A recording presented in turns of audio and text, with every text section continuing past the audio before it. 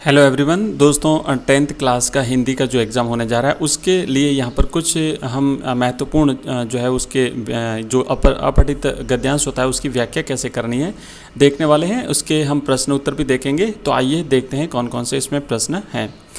सबसे पहले अपन करेंगे अपठित गद्यांश को पढ़ करके प्रश्नों के उत्तर दीजिए। सबसे पहले मैं यहाँ पर आपको पढ़ लेता हूँ। पढ़ने के बाद में नीचे जो प्रश्न दिए हुए हैं उसके उत्तर हम करते हैं। दोस्तों, आगे बढ़ने से पहले मैं आपको बता दूं कि अगर आप 10th क्लास के स्टूडेंट हैं तो आप इस चैनल को सब्सक्राइब करिएगा। यहाँ पर आगामी आपके जो एग्ज़ाम्स रहेंगे और साथ ही साथ आपका जो 11th क्लास में जो जितने भी सब्जेक्ट हैं उसकी यहाँ पर क्वालिटी एजुकेशन आपको हम प्रोवाइड कराएंगे और स्कूल से रिलेटेड जो भी आपकी इन्फॉर्मेशन रहेगी वो हम यहाँ पर आपको अवेलेबल करा देंगे। और अगर आप इस वीडियो के PDF चाहते हैं तो इस वीडियो के डिस्क्रिप्शन में हमारे टेलीग्राम चैनल का लिंक दिया हुआ है। फर्स्ट वाला लिंक आप ज्वाइन कर लीजिए, वहाँ पर हमारे सभी वीडियोज़ की PDF आपको मिल जाएगी।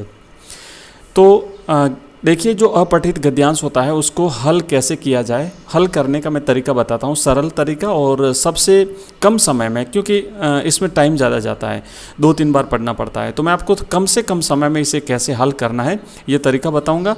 और ये तरीका जानने के लिए आपको जो है ना कि भाई सबसे पहले अपन ईजिली इसे कैसे हल करें कम से कम समय में, तो जो नीचे इसके जो प्रश्न होते हैं उन प्रश्नों को आप पहले एक बार पढ़ लीजिए। ठीक है, जैसे उपर्युक्त गद्यांश का शीर्षक क्या है, तो आप एक बार सारे के सारे प्रश्न पढ़ लीजिए। उसके बाद में जब गद्यांश पढ़ेंगे या फिर अगर पद्यांश है तो उसे पढ़ेंगे तो आपके सारे आंसर आपको पहली बार में मिल जाएंगे, एक बार में ही आपको मिल जाएंगे। तो आपका समय इसमें कम से कम खर्च होगा। यहाँ पर लिखा हुआ है कि सामान्यतः ईश्वर के 2 रूप माने गए हैं, सगुण और निर्गुण। जब परमात्मा को निराकार, अज, अनादि, सर्वव्यापी, गुणातीत, अगोचर, सूक्ष्म मानकर उसकी विवेचना की जाती है तब उसे निर्गुण ब्रह्म कहा जाता है। ठीक है ना, निर्गुण ब्रह्म की क्या क्या विशेषताएं यहाँ पर सारी बता दी गई हैं। और जब वही ब्रह्म है ना जिसे अभी अपन ने निर्गुण माना था, वही ब्रह्म अगर सगुण, साकार, साकार का मतलब होता है आकार सहित अगर रूप धारण कर नर शरीर ग्रहण कर नाना प्रकार के कृत्य करता है तब उसे सगुण परमात्मा के रूप में जाना जाता है। सामाजिक उपयोगिता की दृष्टि से, याद रखिएगा प्रश्न यहाँ से बनेगा कि सामाजिक उपयोगिता की दृष्टि से सगुण भक्ति को निर्गुण भक्ति की अपेक्षा महत्वपूर्ण माना जा सकता है, किंतु केवल इसी कारण से निर्गुण भक्ति की उपेक्षा नहीं की जा सकती। तत्कालीन परिस्थितियों में सगुणोपासक भक्त कवियों द्वारा सारा ध्यान इस ओर केंद्रित था कि हिंदू समाज को विघटन और उत्पीड़न से बचाया जा सके।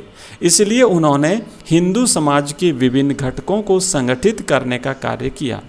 दूसरी ओर निर्गुणोपासक कवियों की दृष्टि हिंदू समाज को ही नहीं अपितु संपूर्ण भारतीय समाज को एकता के सूत्र में पिरोने की ओर लगी हुई थी। वे हिंदू और मुसलमान का भेद भुलाकर मानवता के उदात्त मूल्यों की स्थापना में लगे हुए थे। तो हमने इसे पढ़ लिया इस गद्यांश को। अब हम प्रश्न देखेंगे। पहला प्रश्न है कि उपर्युक्त गद्यांश का शीर्षक है। तो यहाँ पर देखिए पहला ऑप्शन है कि साकार और निराकार भक्ति, तो नहीं, इसकी कोई बात नहीं हुई है। दूसरा ऑप्शन है सगुण और निर्गुण भक्ति धारा, हाँ बिल्कुल, क्योंकि यहाँ पर सगुण भक्ति और निर्गुण भक्ति किसे कहते हैं और दोनों का महत्व क्या है, समाज में महत्व, इनका जो महत्व है उसको यहाँ पर स्वीकार किया गया है। और ये जो ऑप्शन है ब, यही जो है इसका सही उत्तर है। ठीक है, तो इसका सही उत्तर है सगुण और निर्गुण भक्ति धारा।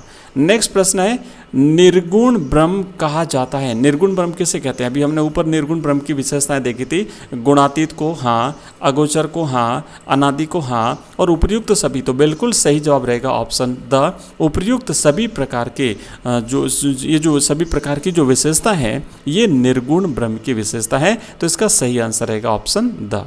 नेक्स्ट अगला प्रश्न है कि जब ब्रह्म आकार ग्रहण कर नाना प्रकार के कृत्य करता है ना, नर शरीर धारण करके, तो वह कहलाता है सगुण ब्रह्म कहलाता है, निर्गुण ब्रह्म कहलाता है, सगुण और निर्गुण कहलाता है, या फिर इनमें से कोई नहीं। तो जब वो शरीर धारण कर लेता है तब फिर वो सगुण ब्रह्म कहलाता है। तो इस प्रश्न का उत्तर रहेगा ऑप्शन अ। ठीक है, याद रखिएगा इसका आंसर अ।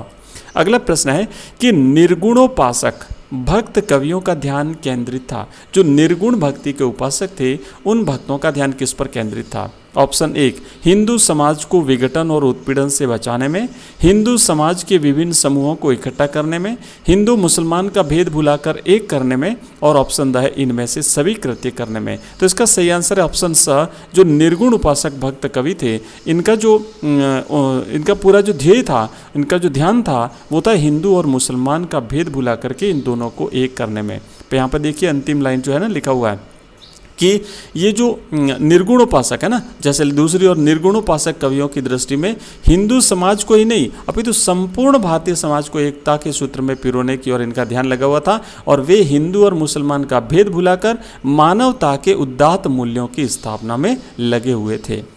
तो इसका सही आंसर रहेगा ऑप्शन स। ठीक है, नेक्स्ट 5वां प्रश्न है कि सगुण भक्ति को निर्गुण भक्ति की अपेक्षा महत्वपूर्ण माना जाता है। ऑप्शन 1 आर्थिक दृष्टि से, ऑप्शन बी है ऐतिहासिक दृष्टि से, ऑप्शन स है धार्मिक दृष्टि से, और ऑप्शन द है सामाजिक दृष्टि से। तो दोस्तों इसका सही जवाब रहेगा ऑप्शन द, सामाजिक दृष्टि से जो है सगुण भक्ति को विशेष महत्व दिया गया है। निर्गुण भक्ति की अपेक्षा उसे जो है वो सामाजिक रूप से महत्व ज़्यादा मिला है। तो दोस्तों ये था एक हमने अपठित गद्यांश किया है। आपको इसी प्रकार से अपठित गद्यांश के आंसर देने हैं, और नेक्स्ट वीडियो में आपको और इम्पोर्टेंट जो आपके प्रश्न उत्तर हैं वो मिलेंगे। ठीक है, थैंक यू, बाय।